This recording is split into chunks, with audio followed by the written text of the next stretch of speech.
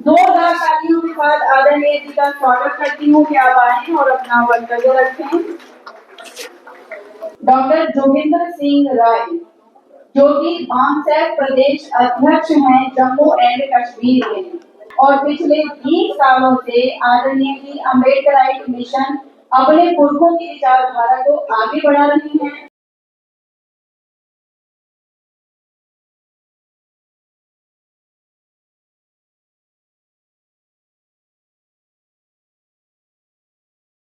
आज के इस कार्यक्रम के मुख्य अतिथि मंच पर बैठे हुए और भी वरिष्ठ अधिकारी, इस कार्यक्रम के संस्थापक जय भीम प्रकाश जी, नीलम बोस जी और अलग अलग प्रांतों से आए हुए हमारे साथी और पंडाल में बैठे हुए तमाम बहुजन समाज के लोग, सबको मैं अपनी तरफ से क्रांतिकारी जय भीम, जय भारत, जय मानवता और नमो बुद्धाय कहता हूं।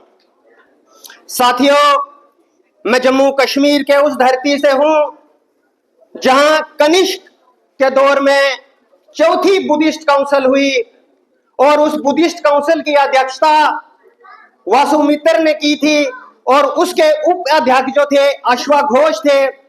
और उस बुद्धिस्ट काउंसिल में जब महायान और हीनयान के सिद्धांतों का प्रारूप तैयार किया गया और थेरवाद के सिद्धांत को पत्रों पर लिखने के लिए सुनिश्चित किया गया।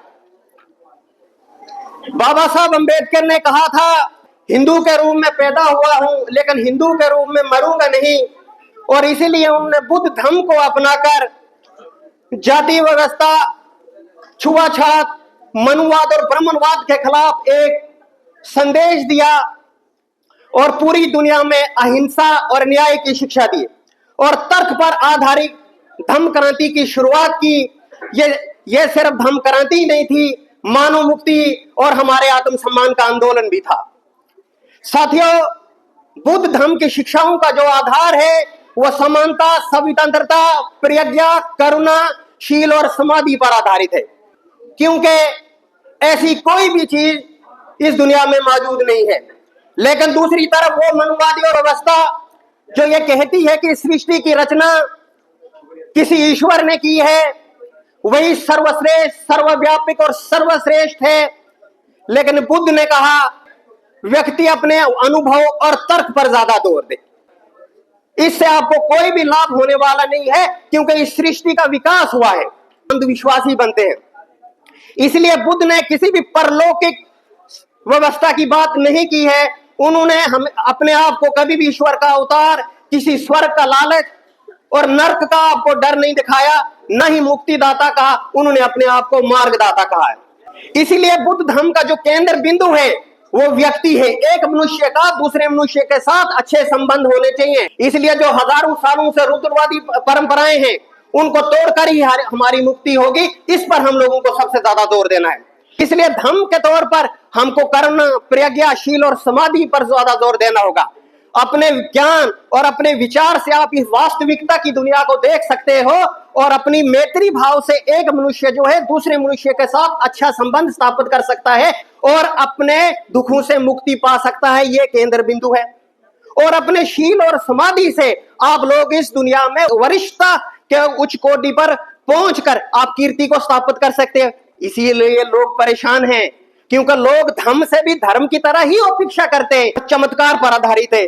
धर्म जो है वो मार्ग दिखाता है। हम लोगों को इस संसार में करुणा, प्रेम, समानता और न्याय के आधार पर राज्य को स्थापित करना है और अपने दुखों को दूर करने के लिए 4 आर्य सत्य अपनाने हैं, पंचशील का मार्ग अपनाना है और हमको अष्टांग मार्ग पर चलना होगा। इसीलिए बाबा साहब अंबेडकर ने 14 अक्टूबर 1956 को जब बुद्ध धर्म का गहन अध्ययन किया तो उन्होंने बुद्ध धर्म को अपनाया और उन्होंने उससे पहले भारत का संविधान लिखा और उस संविधान में उन्होंने ये कहा था कि सब नागरिकों के लिए बराबर के अधिकारों की गारंटी दी। उन्होंने कहा कि संविधान से आपको कानूनी परिवर्तन मिल सकता है, लेकिन सामाजिक और व्यवहारिक परिवर्तन के लिए आपको सांस्कृतिक और शिक्षा के क्षेत्र में काम करना होगा। आगे चलकर उन्होंने कहा यह भी कहा कि राजनीति से आप लोगों का उद्धार नहीं होगा जब तक सामाजिक, शिक्षिक और सांस्कृतिक परिवर्तन नहीं होगा, फिर जाकर व्यवस्था परिवर्तन होगी। इसलिए बाबा साहब अंबेडकर ने जाति से मुक्ति के लिए बुद्ध धर्म को अपनाया। इसलिए हमने किसी भी जाति आधारित संगठन की सपोर्ट नहीं करनी है, जाति आधारित संगठन नहीं बनाना है। जातियों पे गर्व नहीं करना है, क्योंकि जातियां हमारे सर्वनाश का कारण है। हजारों सालों से जाति और धर्म ने हमारे लोगों का शोषण किया है, और उस शोषण की वजह से हमारे लोगों के अंदर लैक ऑफ कल्चरल प्राइड है, असुरक्षा का अभाव है। इसी के चलते उनके अंदर एक किस्म की मानसिक गुलामी से ग्रस्त है। जब हम सम्राट अशोका की बात करते हैं तो सम्राट अशोका ने अपने विचार, अपने प्रचार और प्रसार से अपने राज्य के लोगों का हृदय परिवर्तन किया था। अपने राज्य में उन्हें पाषाण स्तंभों को गढ़वा दिया था और उसमें उन्हें सदाचार की नीति लिखवा दी थी, और अपने धर्म उपदेशों से जातिगत भेदभाव दब गया था। वही काम अब हम लोगों को करना है। और ये धम्मपद संघ का तीसरा ये सांस्कृतिक परिवर्तन दिवस है। आओ हम सब लोग ये एक किस्म की प्रतिज्ञा लेते हैं कि इस दौर पर हम बाबा साहब के विचारों पर चलने का कोशिश करेंगे, बौद्ध की शिक्षाओं को अपनाएंगे और सांस्कृतिक परिवर्तन के लिए काम करेंगे। क्योंकि हमारे लोग मनुवादी और ब्राह्मणवादी व्यवस्था में कैसे चलेंगे? क्योंकि उनके विचारों की, उनके रीति रिवाजों की हम लोगों ने नकल की अपनी जातिगत और सामाजिक व्यवस्था को ऊंचे रखने के लिए। बौद्ध की परंपराएं, बौद्ध की संस्कृति को उन्होंने निमन माना। हमारे लोगों का श्रमण होने के कारण हमारे लोगों ने अपने जाति पर गर्व करना शुरू कर दिया और सामाजिक असमानता को कबूल कर लिया। इसीलिए उस व्यवस्था को हमको छोड़ना होगा और बौद्ध की बनाई हुई विचारधारा पे हमको चलना होगा। इसलिए अंधविश्वास, पाखंड, चमत्कार हमारे लिए आगे बढ़ने का रास्ता नहीं है। हमने सिर्फ और सिर्फ जो है वैज्ञानिक सोच पे चलना होगा, क्योंकि हमारा केंद्र बिंदु व्यक्ति है। जाति आधारित कोई भी व्यवसाय है, कोई भी धंधा है, उस पर हमारी पहचान ना हो। हमारी पहचान हमारे गुणों, हमारे कर्मों और हमारी उपलब्धियों पर होनी चाहिए।